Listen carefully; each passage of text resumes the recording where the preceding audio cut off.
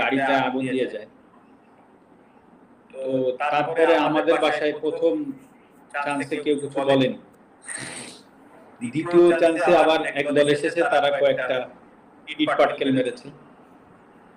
৩য় দফায় আরেকটা গ্রুপ এসেছে, তারা বাসায় ঢুকে এরকম কিছু লাঠি দিয়ে বাড়ি দিয়ে ভেঙে চলে গেছে। ৪র্থ দফায় আর কি ঠিক মাগরিবের আজানের হয়তো বা আধা ঘন্টা আগে ওই সময় যারা আসছে ৪র্থ দফায়, ওই সময় ওরা এসে আসলে এই ঘটনাগুলো করেছে।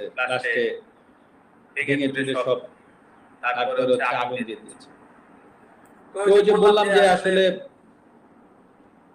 কিছু যে মনে হবে বা কি মনে করব সেটা আমি বুঝতেছি না। হ্যাঁ, আমি সবকিছু মিলেই অবশ্যই আপসেট যে আসলে যেটা হয়ে গেল সেটা তো আসলে না আমি আমার জায়গা থেকে কিছু করতে পারলাম, না আমি আমার বাবা মা পরিবার পরিজন তো আসলে সেভ করতে পারলাম। আপনার বাবা মা কি তখন যারা আছেন ওনাদের সাথে আলোচনা করে এসেই কিন্তু ওনাকে স্টেটমেন্ট দিতে হবে। ভেরি সিম্পল, কারণ উনি একটা দায়িত্বশীল জায়গায় আছেন। তো হুট করেই একটা সমস্যার সমাধান নিয়ে একা কিন্তু এসে এই আপনাদের সামনে মানে প্রেসের সামনে হুট করে বলে ফেলতে পারবে না। তো দায়িত্বশীল জায়গাগুলো কিন্তু অনেক কিছু চিন্তা করে কথা বলতে হয়। তো সেই জায়গা থেকে সেই জায়গাটাই কিন্তু আমি ছিলাম। হ্যাঁ, আপনি আমাকে খেলোয়াড় মাশরাফি বলছেন, আমি সেভাবে উত্তর দিচ্ছি, কিন্তু সেম টাইমে কিন্তু আমি একটা দায়িত্বশীল চেয়ারে বসেছিলাম। তো হুট করে আমি কিন্তু ফ্রন্টে এসে একটা কথা বলে দিলাম, আর তাই নিয়ে একটা বিশাল আরো বড় কিছু হয়ে গেল।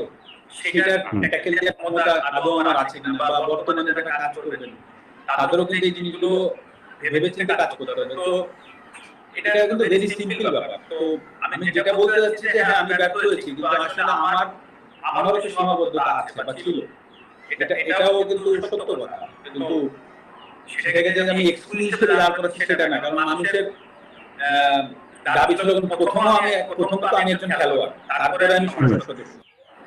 আমি খেলোয়াড় থেকে আমার পরিচয় মাশরাফি না হলে আমি অবশ্যই ওই সংসদ সদস্যে আমার যে ডাক নাম ছিল আমার নওয়াজ এবং